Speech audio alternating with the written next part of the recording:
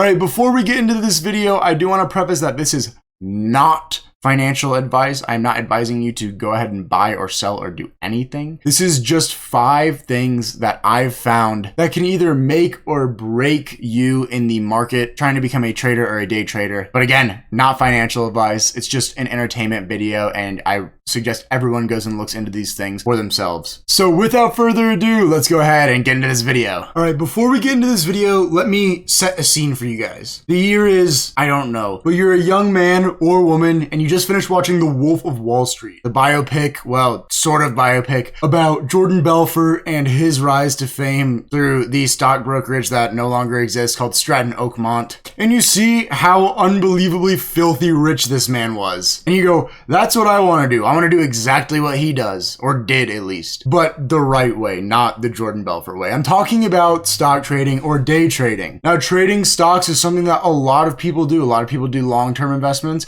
but a lot of people also do short-term investments that make a lot of money. This is what is known as day trading. And I'm sure you went to your mom or dad and said, guys, I found what I want to do. I'm going to go study finance or economics in school, and I'm going to become a day trader one day. And everyone has always told you that it is unbelievably hard, almost impossible to become a day trader. And since that day, you've heard things like, if it was that easy, everyone would do it, and stuff along those lines. But no one's ever given you a concrete reason as to why day trading is so hard. So today, we're gonna actually be looking at the merit of that statement, that day trading is hard. And I have 5 things for us to look at that could either go in favor of day trading being easy or day trading being hard. So I'm really excited to make this video for you guys, and I have been for a while. It's definitely an interesting concept, and I know whenever I tell people, oh, I like trading, I like going into the market, everyone always has a story about how they lost a lot of money or how it's really hard and they don't even have the time to try and do it. But today we are going to be going over whether or not day trading and stock trading is actually hard. So reason number 1 that I threw down when I was making this was emotions. Emotions are one of the things that, for me at least, and I think for most people, get you into a little bit of trouble every once in a while with the market. You get in too early on a trade, you see that the price is dropping and you want to catch it as it's about to bounce maybe, and you end up buying way too early and you get stuck in a position that you don't want to be in. You maybe even have to sell at a loss because you just want to get out of it. We've all been there before, I'm sure, if you are watching this video. And emotions dictate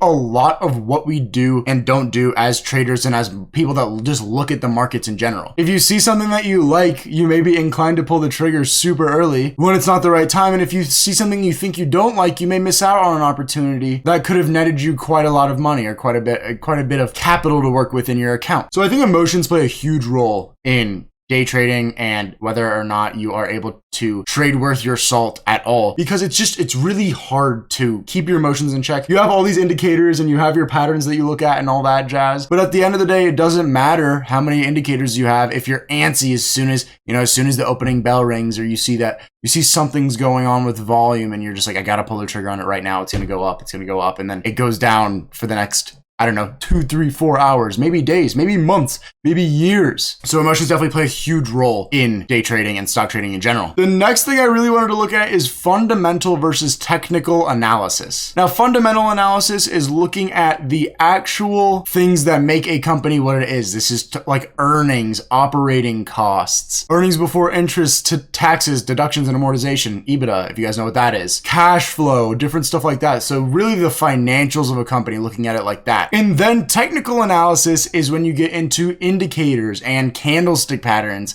I know a lot of people love to trade off candlesticks and stuff like that. So that is something that I think is absolutely kind of make or break for whether or not people can make it in investing, whether or not it's day trading or just investing in general. I think you need to be able to do a bit of both. I would definitely lean a bit heavier on the fundamental side, because it does kind of help give you a general direction as to where you think the company could be going. When you do fundamental analysis, it is generally something that's called due diligence. So you do due diligence on a stock, And then you can use technical analysis to maybe find a price where you think it's going to go, where you go, okay, I want to get into this company. This is where I think the price is going to be at. So like at its lowest or wherever you think it's going to bounce. And you can find that generally through technical analysis. So they kind of combine together, but I would say you definitely need a bit of fundamental analysis, which is fairly straightforward. It's not too hard. Learning how to read balance sheets and stuff like that is not insanely complicated. I would watch a video though, watch a tutorial on it before you go and just pull up a company's financials. Because fun fact, every stock that trades on the New York Stock Exchange at least has to publish these. They are public companies, so you can see everything. So if you see a stock that you're interested in, go ahead, look at their financials and make a decision based off of that. And that's one of the key things. I think both of those, technical and fundamental analysis, are key things to deciding whether or not you're going to become a really good trader or not. The next one is regression models. Now, are you doing just a simple linear regression? Are you doing multiple regressions? Are you doing regressions at all? I always advise people to go ahead and do regressions regardless of what you're trying to get out of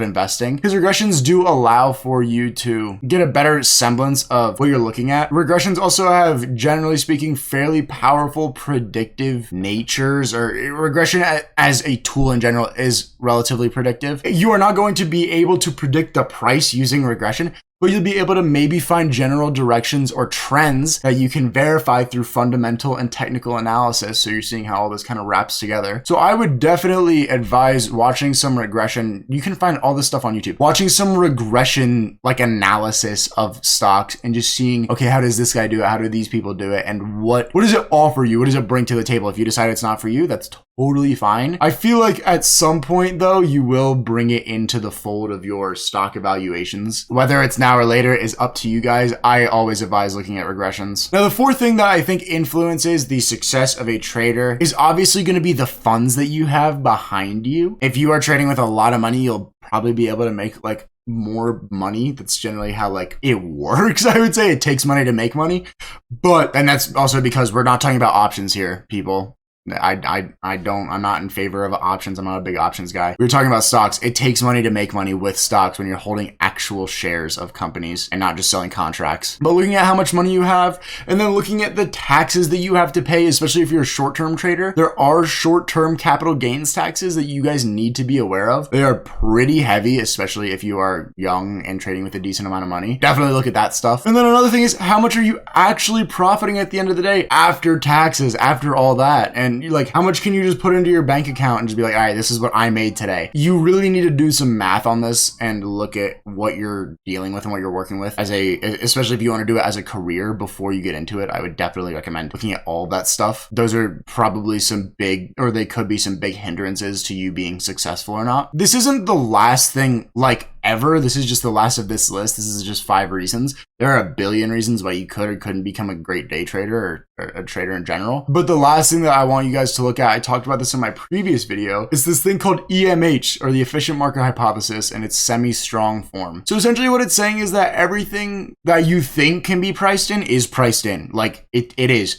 There's no loophole that you can find that the market will not properly price in. You think that people don't know about this, about a stock. They do. The market knows about it. I promise you they do. With that being said, is it possible to find things where you can scalp 1, 2, 3, 5, 10% off the top per day? For sure, absolutely. But do not expect to just make massive swing trades. It's kind of a compounding effect that you're going to be looking for, as opposed to a giant gap up effect. Markets are also especially unpredictable nowadays with the amount of information and the amount of data that we have flying around, especially on the stock market every day, every given second is unbelievable, and they're extremely unpredictable. So I advise that everyone back tests and does some paper trading and stuff like that before you even start to consider this, to figure out if you actually can find a decent strategy. I would say finding a decent strategy that works a decent amount of the time with these unpredictable markets it's absolutely like essential to try and find something that does that. Because if you just go into it trying to use technical analysis, looking at candlesticks without using something that